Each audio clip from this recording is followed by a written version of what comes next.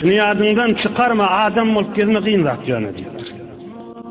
Bir vakt bir yaşadık, gulalı, cavan oğlan bir büyük alim, büyük pirden bir sorattır da büyük veliyullah deyiptir, büyük adam deyiptir. Sofçuluk kıyın mı, ya ilmin idinle gezmek kıyın mı deyiptir. Mümkün cemaatta varmış da ol berekan içinde sorattır da. Sofçuluk kıyın mı, ya ahunçuluk, mollaçuluk, kan ilim yığınama kıyın mı deyiptir. Ama büyük adam aydıptır. Sofçulukta anka atsak deyiptir. Ilmin idinle gezmek de anka atsak deyiptir. Şunu yadından çıkarma, adam olup gezme kıyınrak canı diyor. Her gaysını ol insan molla gezdir. Adam molla gezdir. İnsaniyetin yukarıda olsun.